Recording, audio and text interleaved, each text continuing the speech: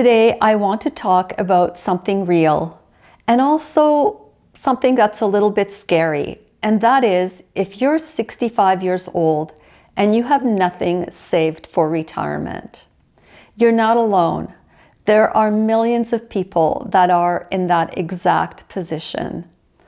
I know it may feel hopeless, but in this video, I would like to give you some practical and concrete steps that you can start right now to give you a better and a more positive outlook going forward. These steps won't create miracles overnight, but they will hopefully provide some stability and some dignity and hopefully a little bit of peace. Hi, my name is Raina and this is Small Retired Life. On my channel, we talk about all things retirement, living in your 50s and 60s and beyond.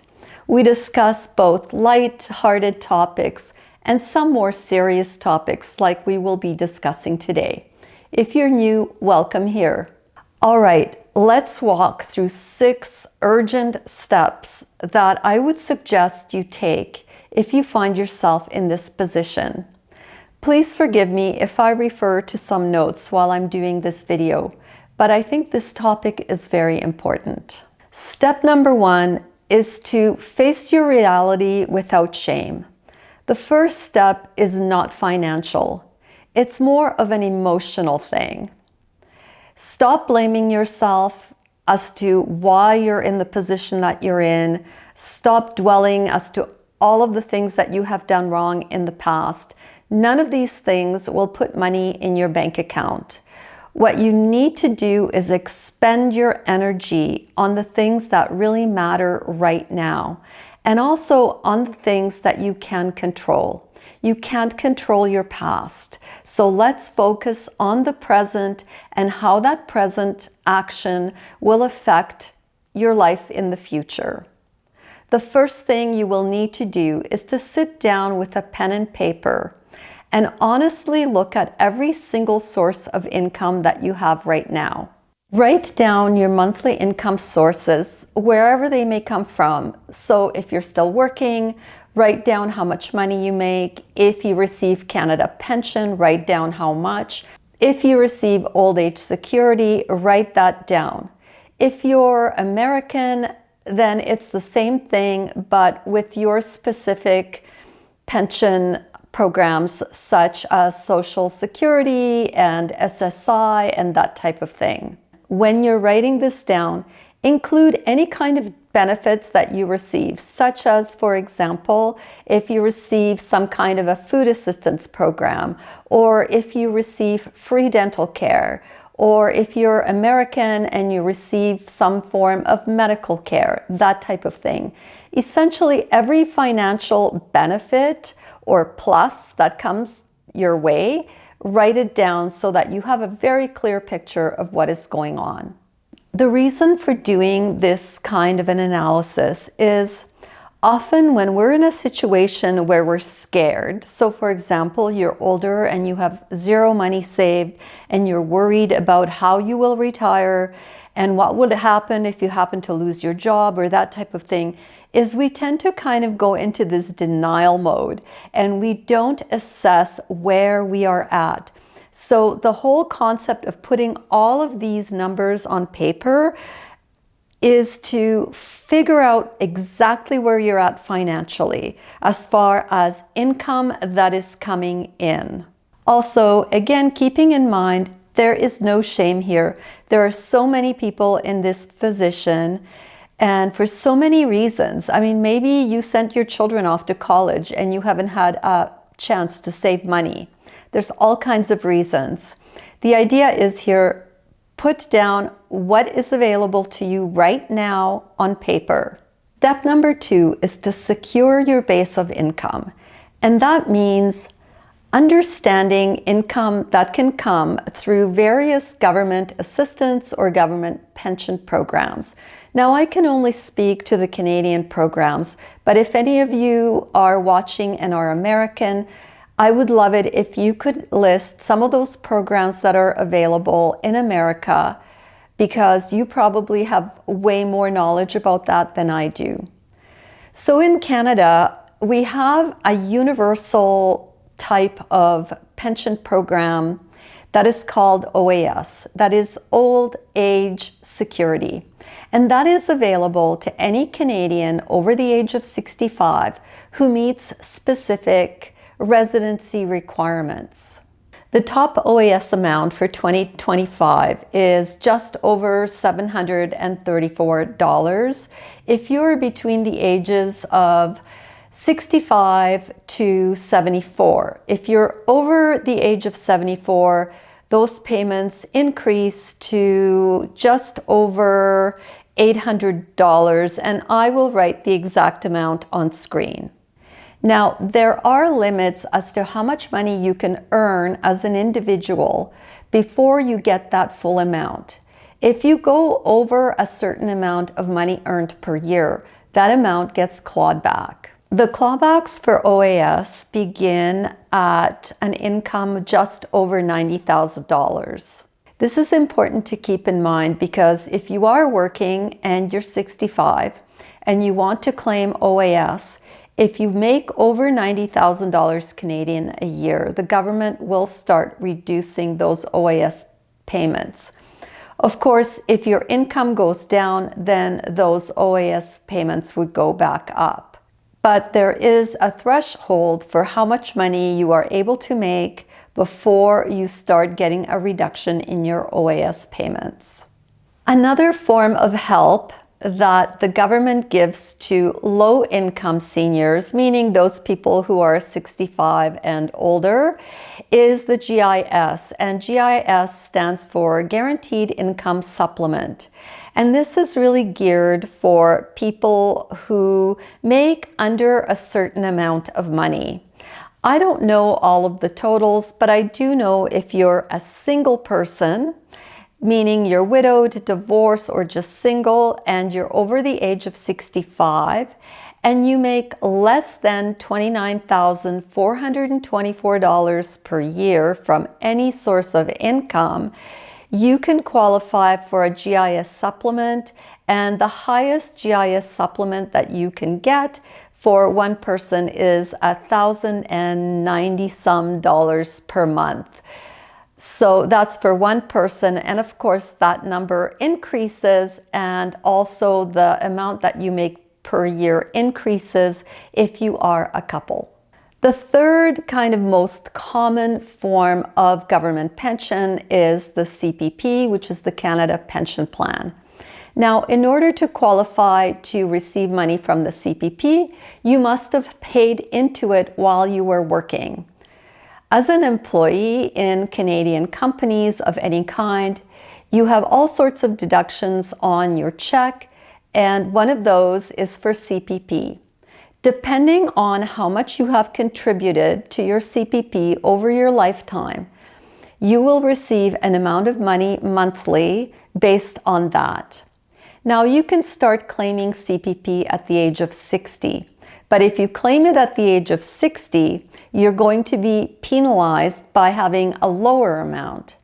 The typical age is around the age of 65. If you offset claiming your CPP each year after the age of 65, you will receive a higher amount. The maximum amount for CPP payments in 2025 are just over $1,400 a month. Actually $1,433 a month exactly, but the average that seems to be paid out across Canada is around $833. So what that tells me is that most people do not receive that top amount of CPP.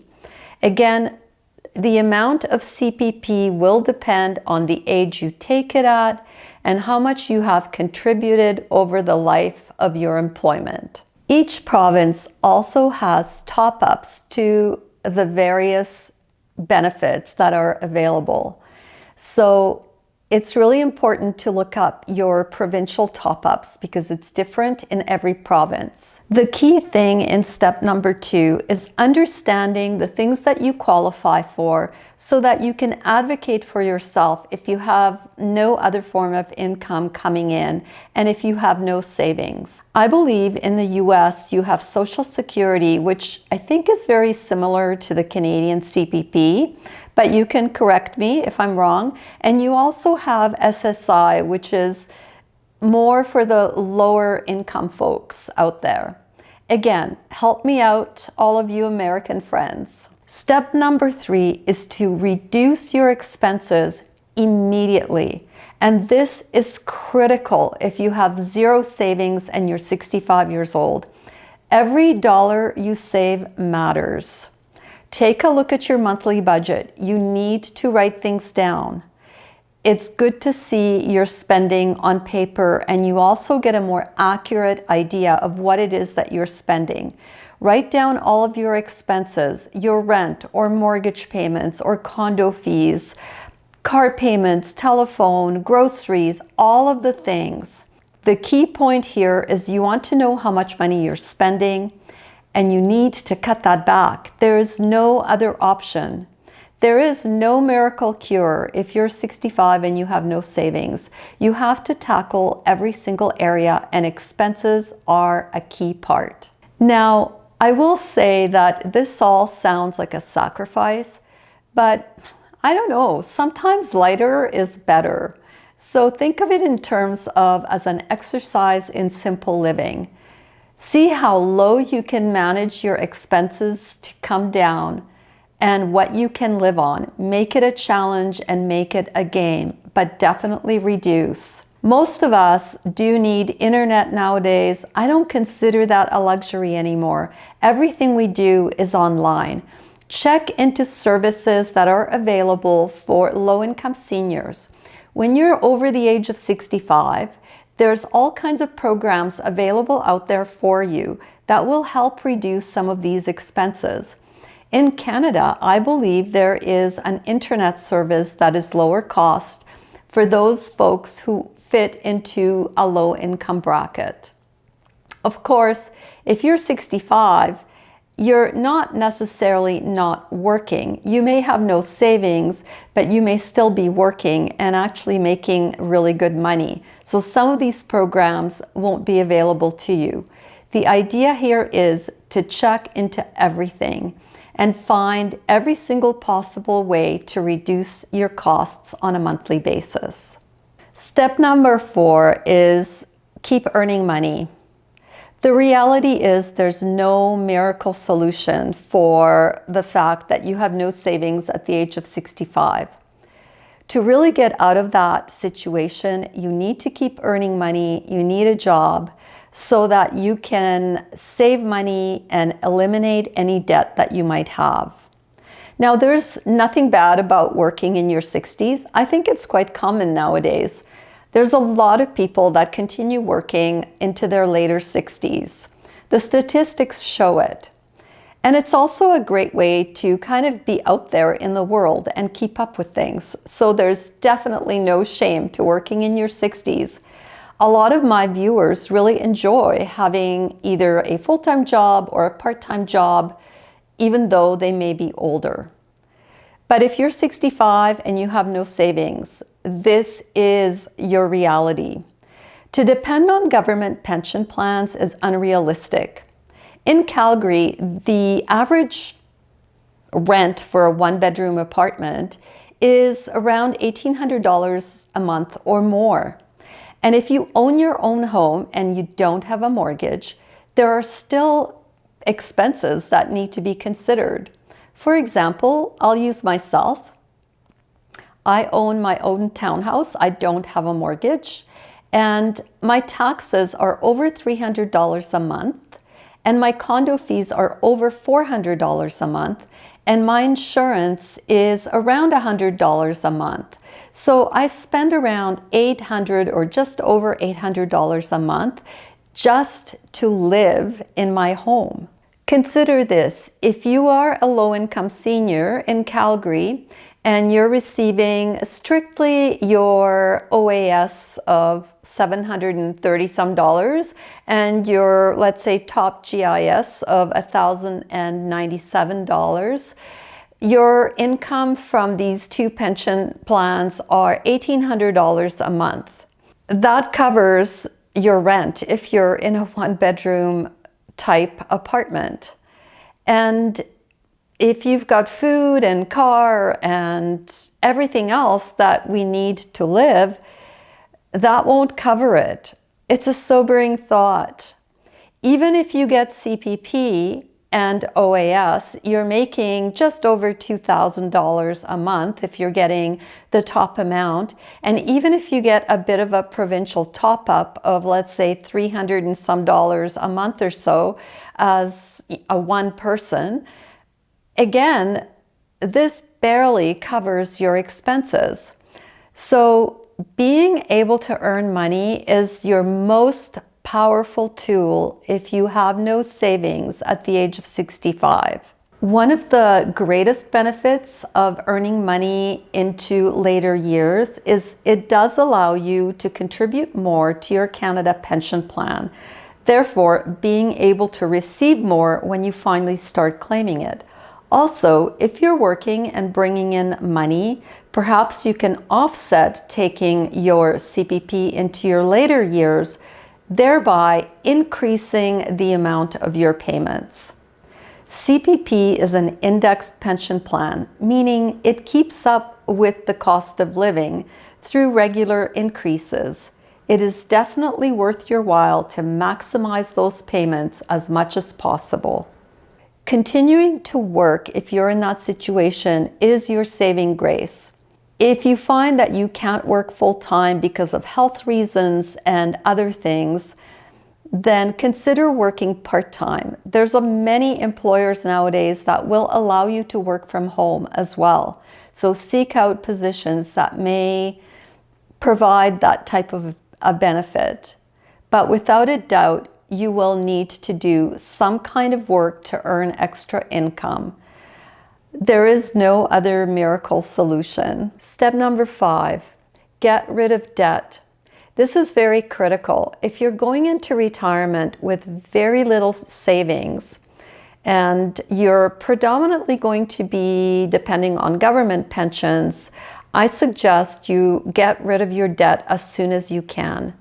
Going into retirement in that type of situation with having a mortgage and owing money on credit cards or car loans or that type of thing will absolutely suck you dry when it comes to your money. If you have a very minimal mortgage, that might be okay. But if you're paying rent and you on top of that have credit card debt or car loans, that's a pretty precarious position to be in. So really focus on eliminating as much debt as you possibly can. I know that there's this Dave Ramsey, he's an American fellow who has a show. I think he's on YouTube as well. And a lot of my viewers seem to really like him. And he has a process for eliminating debt. Take a look at his process.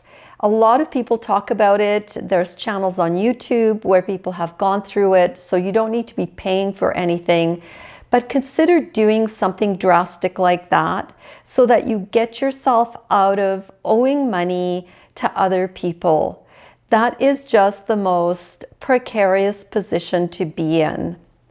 When you owe money to other people, those people actually control you. And I hate to sound like some conspiracy type or, one of these people that are scared of everything. But the fact is, when you, let's say, owe money to the bank to a certain extent owns a piece of you. So I think it's really good. And it's also mentally healthy. If you can get yourself financially free, get rid of your debt, focus on eliminating as much of it as you possibly can. If you owe a lot of money and you don't think that you can get from under it, there's always programs like bankruptcy, but in those cases, I really highly suggest that you speak to someone who can advise you properly.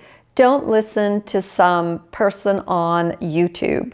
This is a very serious situation. I can't even imagine that. So I think it's pretty good and pretty smart to go and talk to people that actually have the credentials to help you. Step number 6 is to build a network of people that you can talk to while you're going through all of these exercises. Money is only one part of security. Connections to others is important as well. Connect to groups of seniors that are going through the same thing that you are. There's meetings in churches and libraries. There's some online forums, although I would caution you with some of that online stuff because you don't want to be giving a ton of your personal information to strangers. Talk to friends or to people that understand your situation. I find that when we talk to other people, instead of suffering in silence, it helps to get things out there. It's kind of like being in therapy, I guess. The whole concept of therapy is that the therapist asks you questions so that you can really think about answers and delve into the answers. And this is the same thing. When we don't talk about these things to anyone, there's a tendency for us to sit alone and to deny that we're even in the position that we're in. Whereas when we talk to people about the situation, it puts it out there and it actually pushes us to not be in denial and to stay active in dealing and improving whatever circumstances we are in.